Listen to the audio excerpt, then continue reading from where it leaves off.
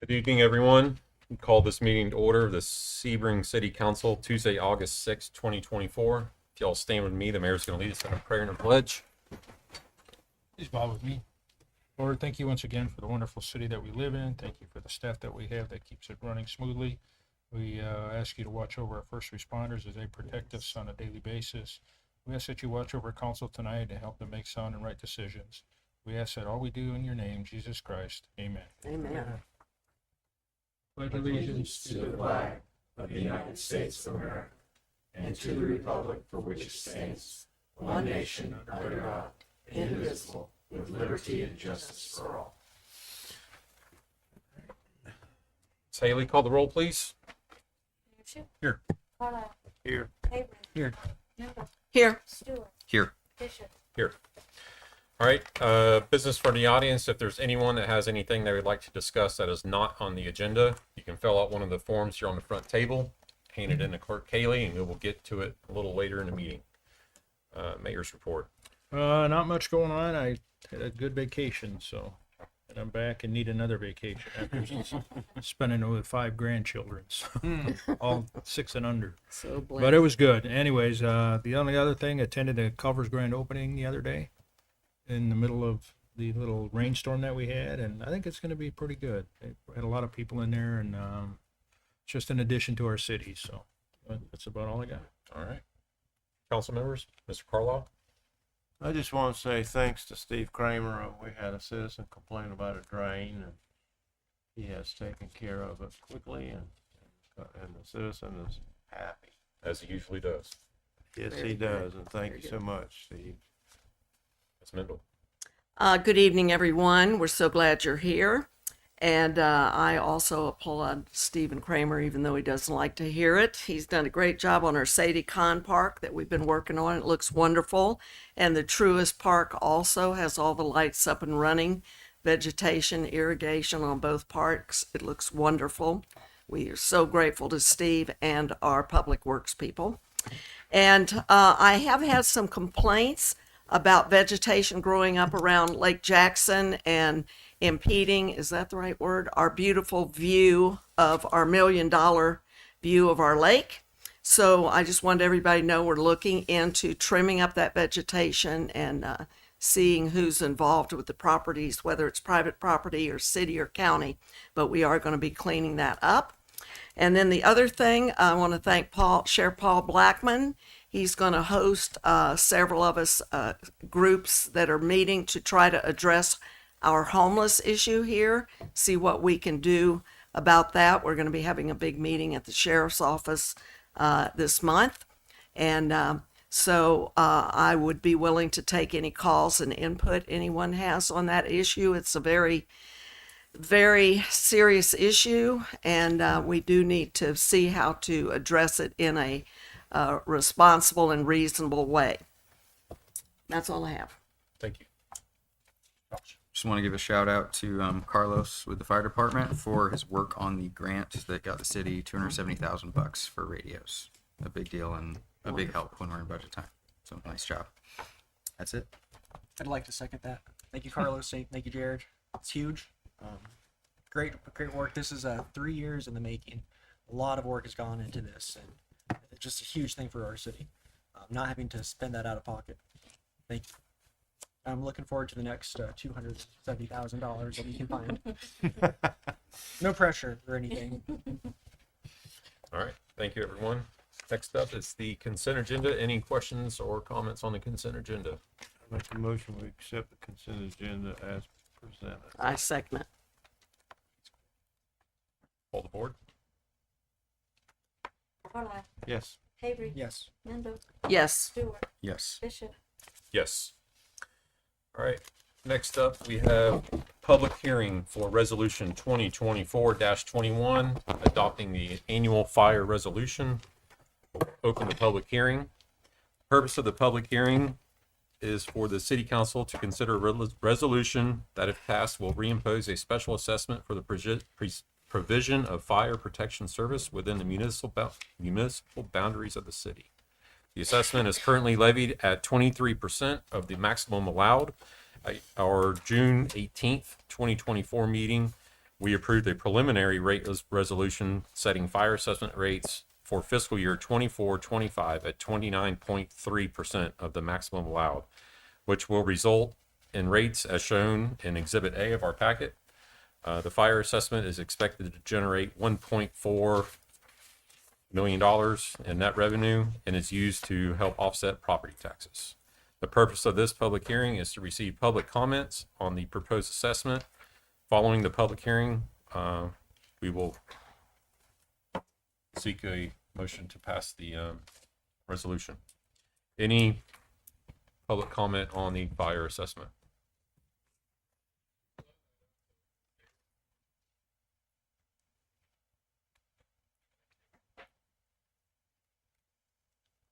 All right, any questions or comments from council?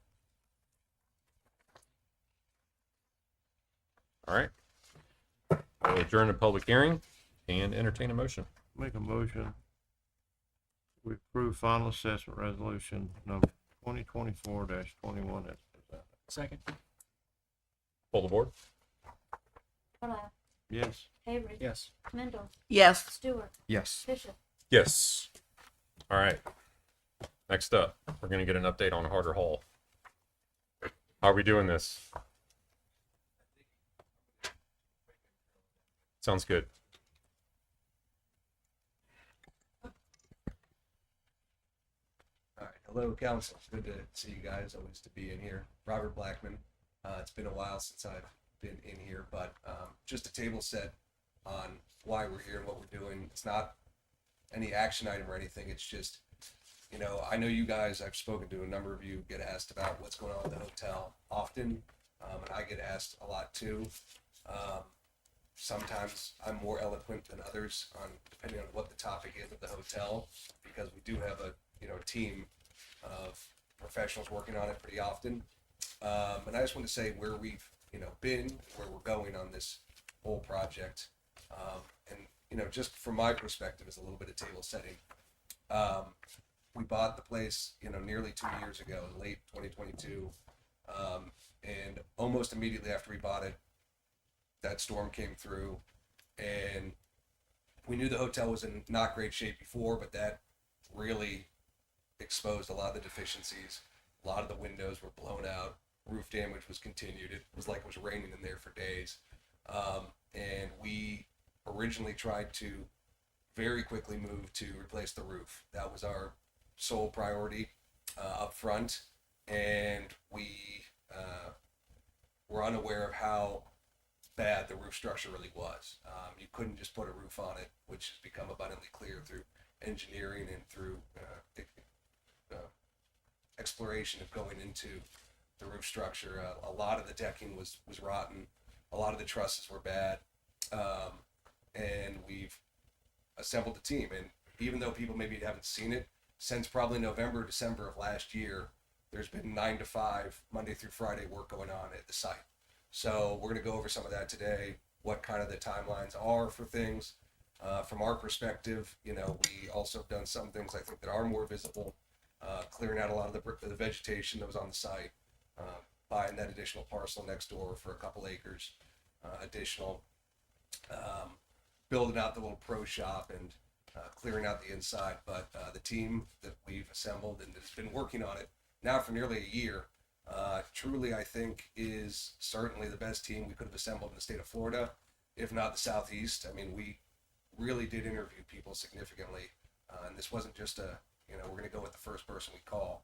We really vetted this team, and we're excited for where we're at. We're excited for where we're going, and again, that's it. Just we kind of anticipate this being interactive too, so please ask as many questions as you can while you have the professionals, because you're going to get better answers out of them than you would out of me or dad. So that's kind of it. I just wanted to show you guys what's happening. So Sounds good. yep, that's where we're at. So where are we going to go next? All right. Coming up is Rick Rowe from Rowe Architects. Sam's going to join me and we're going to tag team this. Can I just tell you when to advance the slide? You sure I can. don't have a clicker. Absolutely. Sorry. I can't. Can you just give us your names I'm Rick Rowe with Rowe Architects. All right. I'm John Prokop with Row Architects. And I'm Sam Ellison with Ellison Construction. Thanks for inviting We us. appreciate you making the trip over. No, Yes, heck, I thank need you. to. We're going to start with a little bit about our practice and our firm.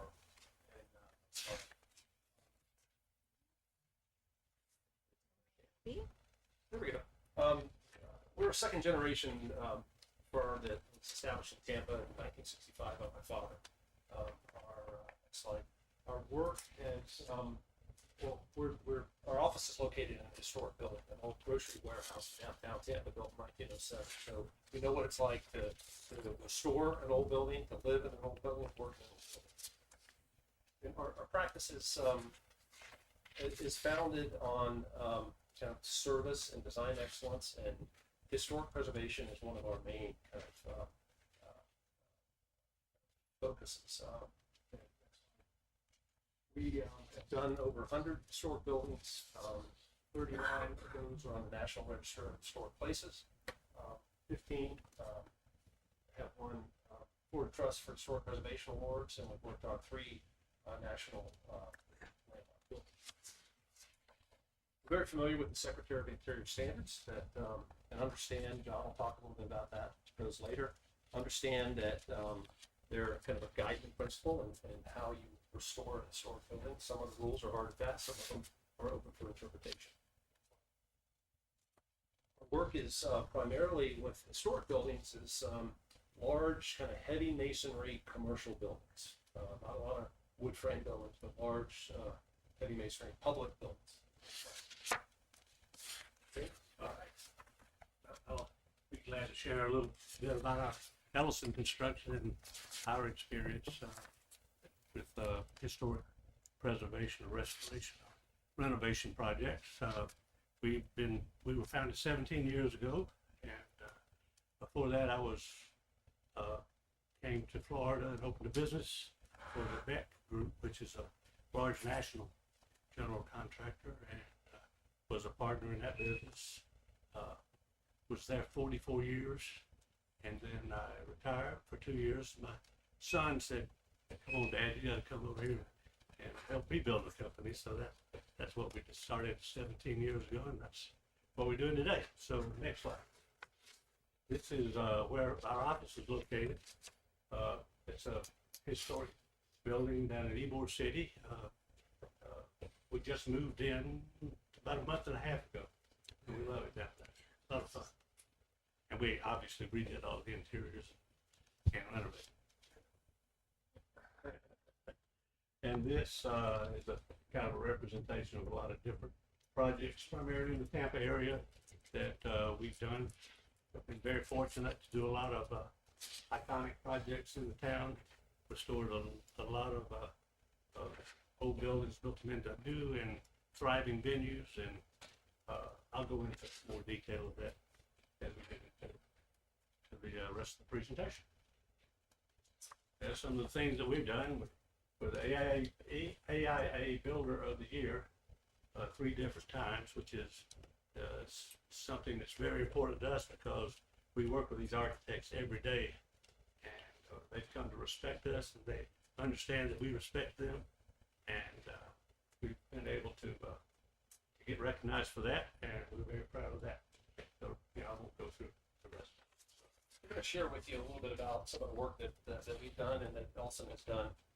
We're currently working on a project at the J.C. Newman Cigar Factory in Ybor City. We've been working on the project for over 5 years. And see some before and after photographs of what it was like when we started and how it looks today. Next slide. This is upstairs on the 3rd floor of the cigar factory where we recreated an old rolling room where they actually do roll cigars at the J.C. Newman Cigar Factory. I said that I was going to share a little bit more detail about our projects that we're going to feature today. This is the Tampa Armature Works building, but before that it was a maintenance barn for the trolley system in the city of Tampa. And this is what it looked like at the bottom left when we first started on it. And this shows you kind of what it looks like from the outside today. Next slide. this was what the inside looked like. That was the old bay where the trolley cars pulled into, and there's a tunnel underneath that open. I guess it's more of a trench that they were able to go in and service the cars from beneath the cars. But we didn't know it was there when we started, so we had a big surprise. We found that. Lots of other big surprises as well. Yeah. But this is what it looks like today. It's a food hall. That part of the project's a food hall, and it's been just unbelievably well received and super successful. It's been kind of a model. You see a lot more of these coming around other cities around the country now. And this was a model that they followed. Next slide. It's Mr. Prosa. Yeah, we've been consulting with the University of Tampa for, I guess, going on about 40 years now. Basically having to do with the restoration of Plant Hall, which was the former Plant Hotel built in 1892. It's now a main campus building. They have classrooms in it, offices in it. And one of our latest contributions to that effort has been, what this represents is a laser scan of the entire building from the exterior and interior. I think we had over 800 points where we scanned the building, and down to the moldings of the doors and the crown molds and everything else like that. And then we took that, next slide, and it turned it into an actual 3D computer model of the building. And that's part of the technology that we bring to the historic preservation effort here. And everything you do to the project after that gets put into a model, so you have a live, real-time assembly of every renovation that you do to the building. You can click on a window and it'll tell you that window was rebuilt in 1982 and it has this kind of glass in it and all that kind of stuff. So we're doing the same thing for our hall. Next slide. Right, it's another one of our slides. This is in Ybor City. The buildings on the bottom left, that's what it looked like when we started. The oldest restaurant in the state of Florida was in there called Los Navidades. And then the El Dorado Bar was next door. And the El Dorado Bar is very famous for all the mafia stuff that went on in Tampa over the years. A lot of stories about that. If you ever get a chance to read the book about Tampa's Mafia, it'll talk about that building. But the next slide, the next image on the right-hand side is kind of what it looks like today. That's a very, very good addition to Ybor City. These are porcelain, ceramic actually, pieces of work by a famous Spanish artist, and they were covered up with plaster. So we were going to clean it off the brick to expose the old brick, get rid of the plaster, and we found these pieces of art, and so we preserved them, and now they're part of the space. Wow. Hoping we find something like that in Harvard. We have to.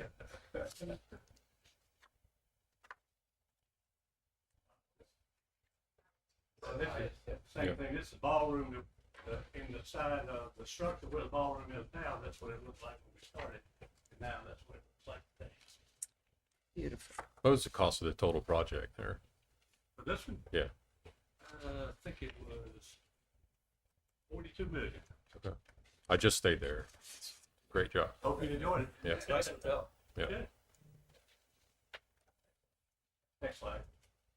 This is St. Petersburg High School, Robert's alma mater. We completed the renovation to the first $1 million high school in Florida, built St. Pete High School. At the time, it was built, and it's a multi-phase project that included the historic preservation of the original school, as well as a large kind of campus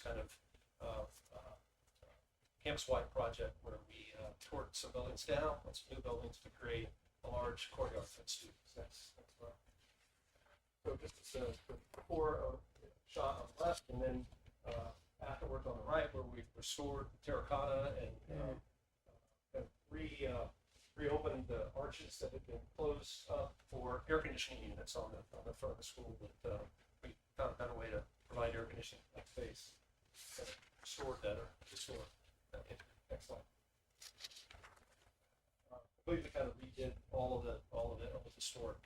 spaces throughout the building. Right, this is another project for Ellison. This is called Oxford Exchange, and it's located right across the street from the University of Tampa. It was 3 old buildings, one of which was a horse stable where people like Teddy Roosevelt and the Rough Riders came in and kept their horses there. It was it's a 3-story structure. It had a round opening in the floors from the first floor up to the 3rd floor, and they would throw the hay from the 3rd floor down to feed the horses. So we turned 3 old buildings, old historic buildings, into one 30,000 square foot facility. And that's what it looked like when we started. And this is the upstairs area right now. It's called the Commerce Club. That you can come in. You don't have to have an office. You can come in and work there and pay a fee to belong to the Commerce Club. But all that wood up there that you see was all reclaimed wood. We found it at the Port of Tampa and had it sent it off to Kentucky, have it remilled and refinished, and we put it back in there. So, every bit of the wood that's in there is all reclaimed wood. This is the downstairs area of Oxford Exchange. This is part of the library that you see on the ground floor. And that's what it looked like before we started right there. And that's all the shoring and everything we had to put up to shore the old building in order to build a new structure inside the building to support the old elements. And that floor was from Italy. We had it, all of this, the floor was cut, all the tiles were cut in the pattern, from a pattern that we sent over to Italy to get it fabricated, and it came back in. Beautiful. Went in perfectly. So. Next slide. Tampa, the project at the Academy of the Holy Names on Baker Boulevard. Restore the historic interiors of this building for their high school, which happens on the 2nd, 3rd, 4th floor. Next slide. So this is the lobby, the entry lobby, that picture on the left, and then the final version of the image of the entry lobby. Next slide. I took an old, kind of tired school building and kind of made it kind of modern educational space for students. Next slide.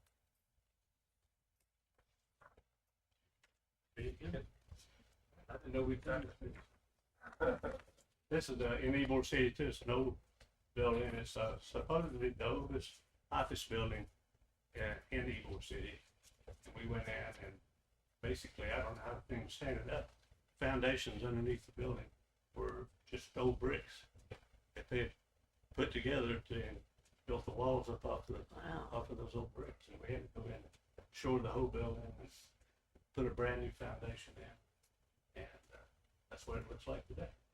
Mm. This is Tampa Union Station in downtown Tampa. We totally renovated. Next slide.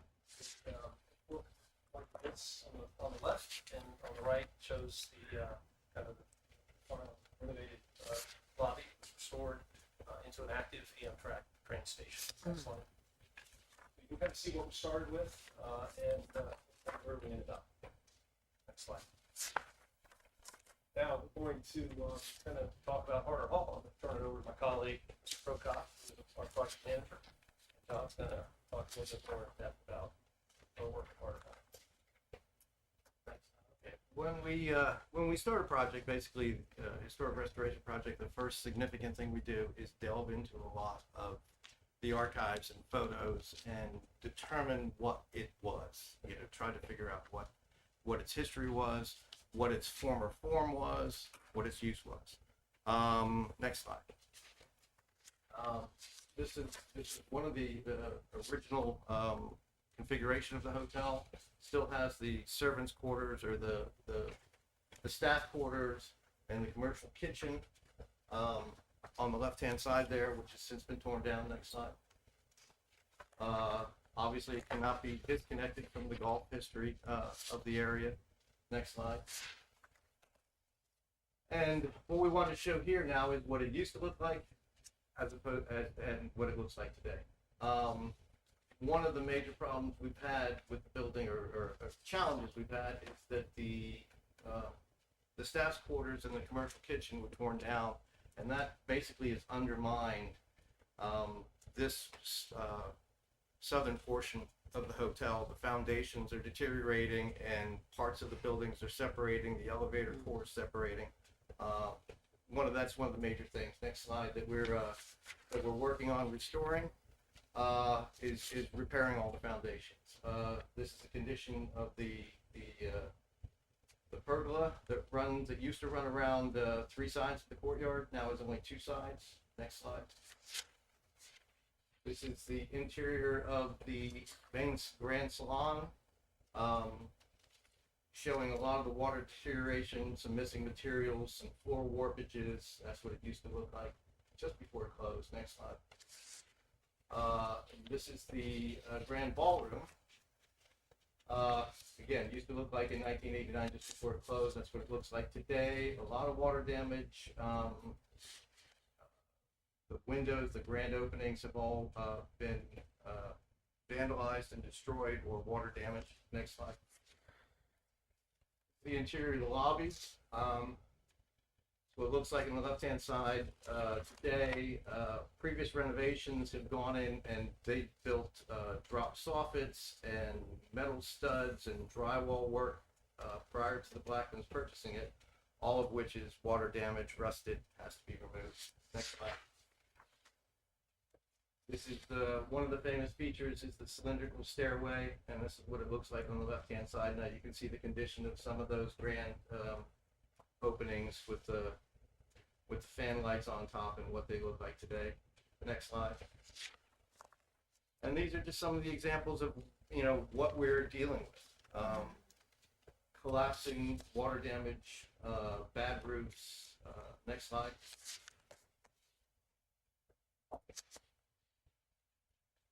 Picture worth 1,000 words. Next slide.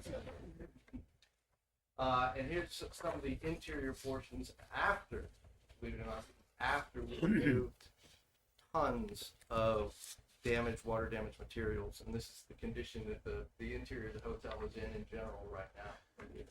Next slide. Again. Next slide. This original site plan, we will be designing a full new site plan that honors the history of the hotel, restores the linear dock that goes out into the Lake Jackson. Next slide. You can click it. Yeah, this goes. Here is a animation of the actual laser scan that was done with drones and lasers attached to drones that we flew around the building. And next slide. That is that's the 3D model of the hotel that we've got now. And again, every window, every door is categorized, classified, contains all kinds of data within the actual object itself in the computer. Next slide. From which then we can project elevations, floor heights. Next slide. Start to detail all the roof problems and the roof corrections that need to be made. Next slide.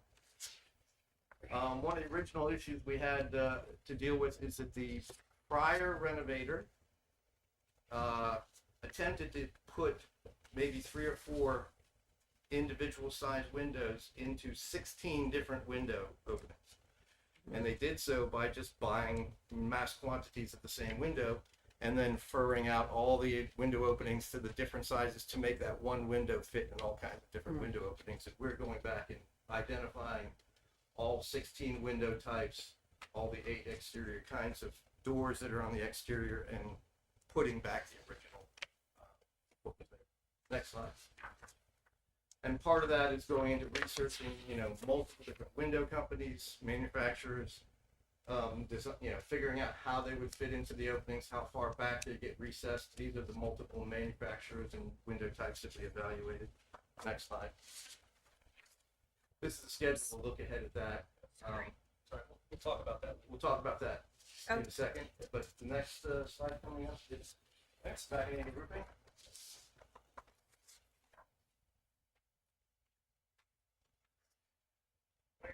Hi, I'm Lance Manson with Mackney Roofing. I'm the vice president of the company.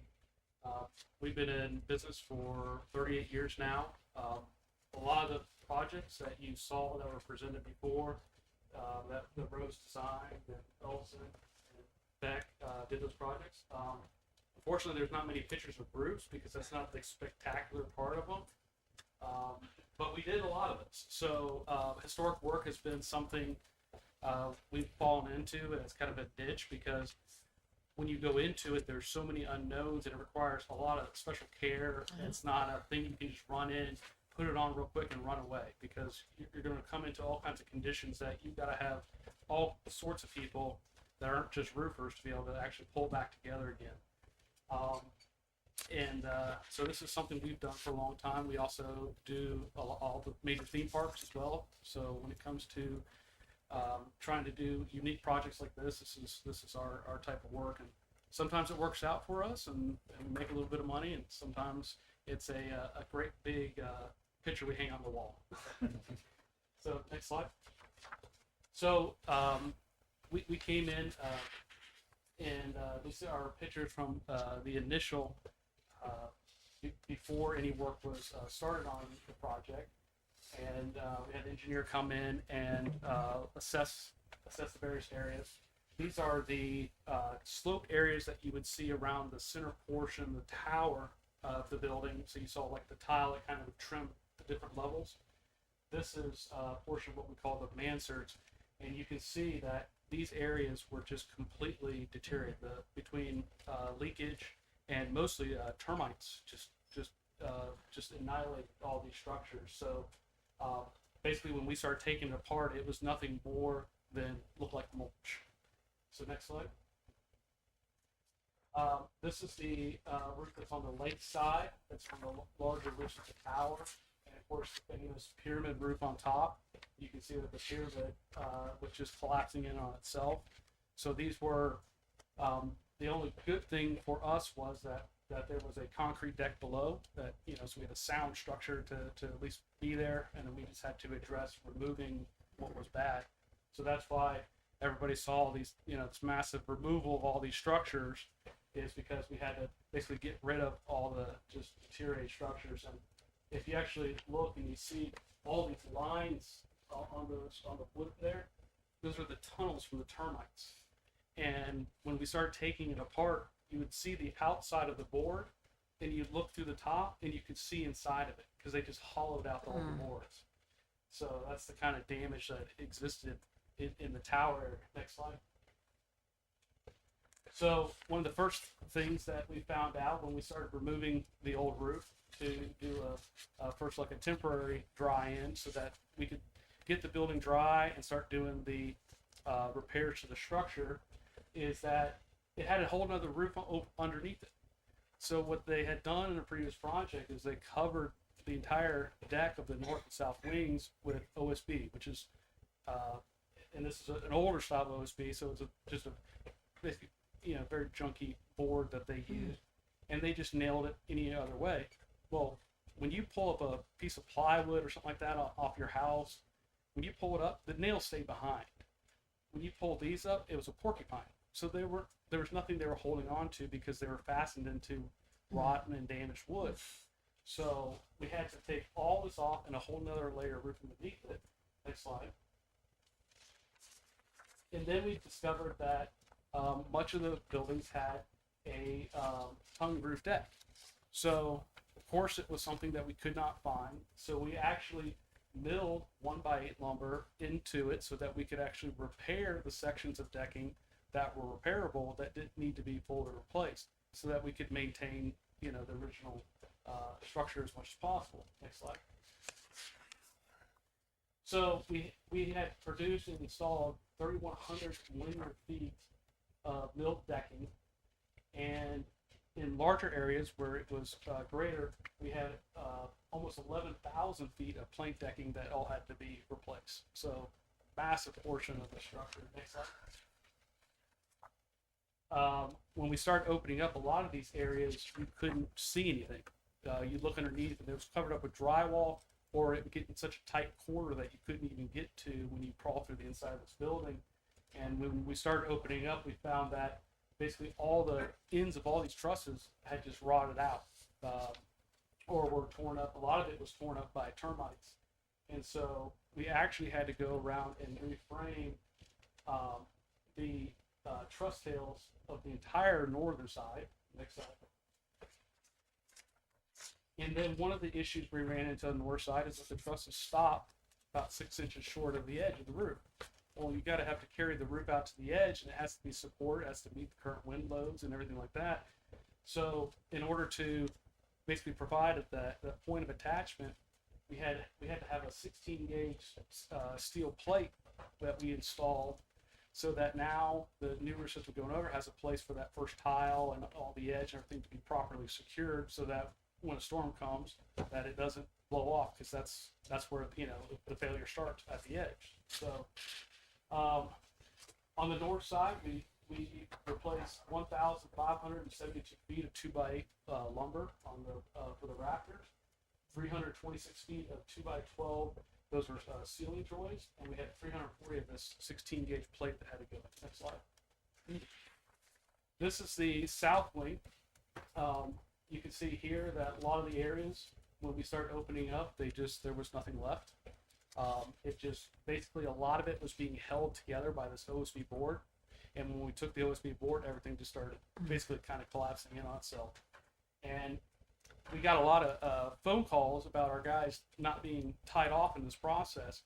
But what we had to do, because of the uniqueness of the project, is we actually have a 3/4 inch cable, stainless steel cable that runs from one end to the other, and then they have retractable stainless steel cables that go and attach along the way. So when you look at them from the ground, it looks like they're just walking around, because you can't see this cable, because one of the biggest things was fall hazard. So overcoming the fall hazard. So you guys have seen the stair scaffolds that went up at times for, being able to access safely, and then being able to work in these conditions. The fall protection systems actually won't allow the guys that they try to move with, it stops them. So that was one of our biggest concerns, with how to overcome the safety aspect of making these repairs. So you can see the same type of damage we were seeing on the other side. Next slide. And again, all the repairs that went in, rebuilding areas of it as well. Next slide. Large areas that are rebuilding it. And, so on the south wing, we have 1,456 feet of 2x8 top course that we all repaired, and 90 feet of 2x12 there. The reason why there wasn't much 2x12 in that area is because the ceiling joists from that side actually sit down lower and are in a pocket in the wall, so they're not actually up at the top level. So it's a little bit different frame structure. Next slide. And then some of the current process photos, and you can see here just the permanent attachment of the base attachment layer, the anchor sheet that went down. So just all the millions of fasteners. Mr. Blackman asked me, what am I doing to the roof, putting all these holes in this new roof? I said, don't worry. There, it's not going to go anywhere. That's the cable. Yep, that's the cable. Yep. And these are all the safety devices, which they only cost like $2,000 a piece. So, and once they get anything on, I have to get rid of it. But and then we had to prime all the plates, and then this is one of the first plies of underlaying going on, and then right before the tile comes, we're going to do the last final ply. So it's a multi layered system. So the building's going to be well protected for the next 100 years with this new tile roof that's going on. So it's going to be beautiful, and we're just really excited. I was, it's like I said, it's sometimes a problem. I came into this place and met Mr. Blackman and his wife and son early on in this project, and just when I was out in that courtyard next to the ballroom, you could just envision a wedding going on, and just how, looking at that lake and how beautiful it was, and I was just like, I want to be part of this project, and I look forward to when it opens, so that we can come upstate. Thank you. All right, well, this is a schedule of all the activities that that are current, some of them are currently happening, but takes you all the way through to the completion of the roof tile, which will be at the end of January 2025. A lot of work has gone into it, a lot of work left to be done.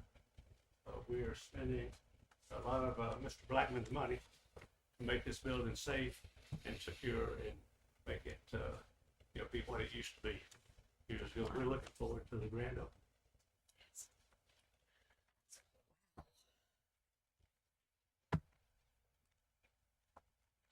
Thank you. Any questions? Anybody have any questions for these guys? Come on up. Sorry.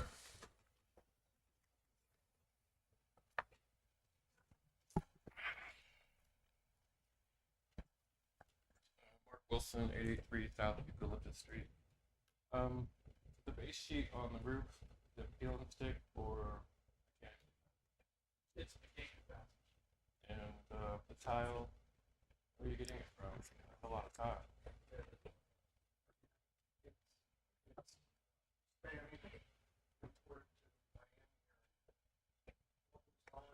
Previously, last winter, was concrete S tile. We're going back with clay. One thing, just in general. He says I'm supposed to. One thing in general, to summarize what these gentlemen told you, the building has good quality. The masonry is wonderful. The walls in the downstairs are 2 feet thick. It's the wood that wasn't even big, so to speak. It looked like this. And the real problem that we encountered was through either Hurricane Ian and Dahlia, but also through vandalism, there were several big holes in the roof. And what that led to was water damage from the roof all the way down, and floors that were rotten on both the second and third floor. So it's been fun, but this is the team to do it. Was that just portions of it around town? You know, caps with foam or nails? Stainless steel screws. Yeah, the whole thing. Yes. Some of it also gets those screws.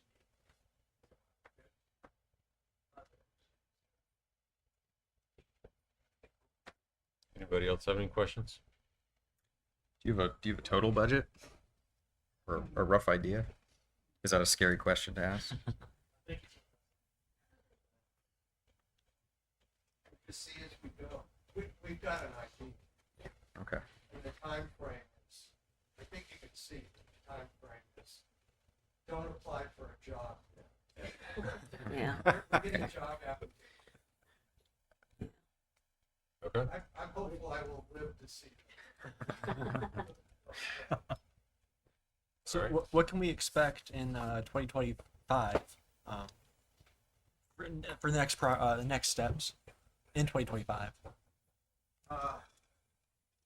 The primary goal right now is to dry it in. Mm-hmm. So that's window replacement, door replacement, stucco repairs, roof replacement. Will you put tiles on pretty much immediately as soon as it's ready for tile, the tiles are going on, or Well, will you stick go with back a the slide covering? real quick. There's 23 things that have to happen first, Right. before we can get to the tile. There's going to be a termite, fumigation. The whole building will be tinted. We're going to do a bat extraction. Because there's bats living in there, and it can only happen at a certain time, season. We're aware. Nodding heads. Yeah, We've got to repair the foundations, and to repair the foundations before the windows basically can be completely done, because you don't want the walls moving after the windows are in. We're going to provide a bunch of micro piles underneath the foundations, and then hold up that south end of the building. But in 2025, basically, we will get into the interiors, get into room configurations, plumbing, chases, air conditioning. The entire building will be air conditioned. Most of the plumbing has to be replaced. A lot of the cast irons cracked, gone bad already. Interior design, interior finishes. That's once the tile gets on at the basically at the end of February. That's when we can start delving into the interior, and we'll do a laser scan of the interior. The interior has been laser scanned because there's actually places in the building you can't. You know, we could fly a drone through it, but we can't walk around on some of the floors.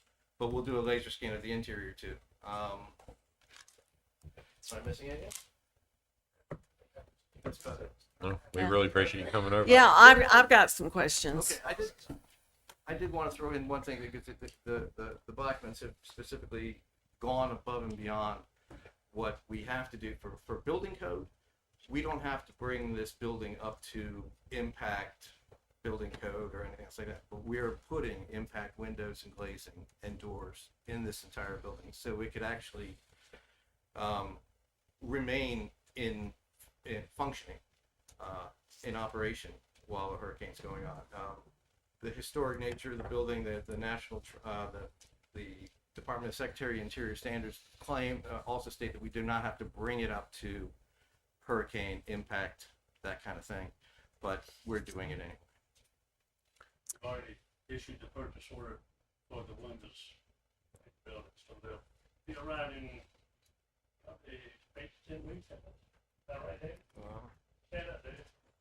It's David Crosby. He's our senior project manager for Ellison Construction. Well, I just, first of all, the complexity of this adventure is amazing.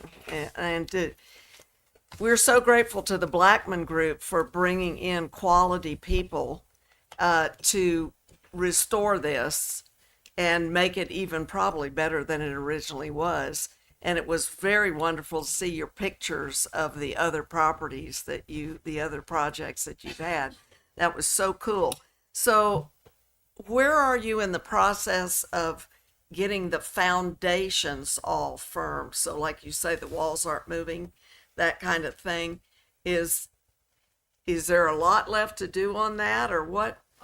It's basically around the southern elevator core, adjacent to where the wings that were torn down. That's the main portion that needs to have the foundation. So we've engaged both our structural engineer and a geotechnical engineer and a geotechnical pile specialist company, and they're currently fine-tuning the final details about what that piling would be, how it would be installed. Because the windows can't go in then, it sounds like, until you have They that can go all in elsewhere totally in the building. stabilized. They can go in elsewhere in the building. That one particular Oh, I see. portion of that Okay. wing that's having the foundation problems, we wouldn't want to put windows in if the walls were going to be tweaked Yeah. by the piles. But the rest of the building, I think we have a count in there. I think there's 400 windows and about 200 doors. And we could probably put in 380 of the windows prior to that.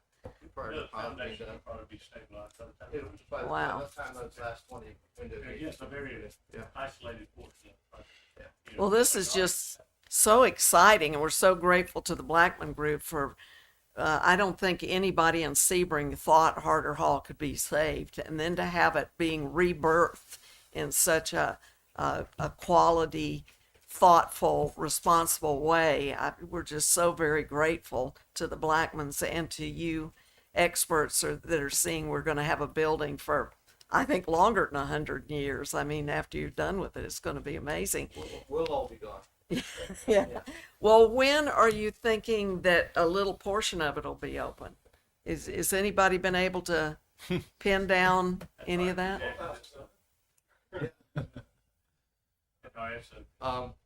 Just have to wait and see. It can't be partially occupied. It's either all or nothing. Yeah. From an occupancy standpoint, from a life safety standpoint, everything has to be in place. Sprinklers have to be in place. Everything has to be taken care of before even one wing of it could be occupied. Well, it's just amazing, and we're so grateful to you guys. And we're going to keep chickens in Ybor City, aren't we? Sure. Oh, absolutely. Yes. That's good. 10 years ago, when I became a councilman, I got a tour of Carter Hall. And that's before a lot of the stuff has happened to it. And I walked through that place and said, who in the world would buy this thing? I told Mr. Blackman that one day, and he goes, well, you met him. So I just want to say thank you guys for taking this on. I know it's a big endeavor, and I've actually seen them stabilize buildings. I worked with a man one time.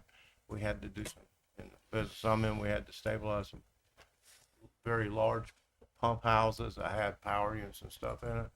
And it's pretty unique how they can do that, and how it's just, it's amazing how people have come around to be able to do stuff like that. So, Are you past the most dangerous parts of the construction with the roof? No one gets to walk in without a hard hat on. Yeah. They still have to have a hard hat on to walk through the empty building. Yeah. All the way through the whole process. All right. well, thanks. We appreciate Appreciate it. it. You guys picked a good crew. I've been Very to impressed. almost all of their projects that they presented, Yeah. and Very they impressed. do a very good job. Thank you. Hopefully with the Blackman, permission, we'll be able to do a mini tour early next year. All right. No business from the audience tonight. So, City Attorney, Mr. Swain, what do you have for us? Agenda item 12A is a proposed replat of a portion of Block 4 lying south of US Highway 27 of Sunset Beach subdivision. You have in your agenda a fold-out of the map itself in your mind's eye. This is next to former Checkers near Walgreens across the street from South Publix. It's going to be really this is creating two lots, a car wash and an oil change facility, or at least that was the last I had heard that the businesses they were going to put in there. So this plat is to create those two separate parcels and the access therefore. It has the title work, or rather the surveying was done by Jermaine's. It's been double checked by SGIS on behalf of the city. We have a title opinion letter. It references a code lien. That code lien has since been taken care of, and the satisfactions therefore have been reported. And it is on your agenda for your favorable consideration. Staff is recommending its approval. All right. Anybody have any questions? No? All right. Another car wash.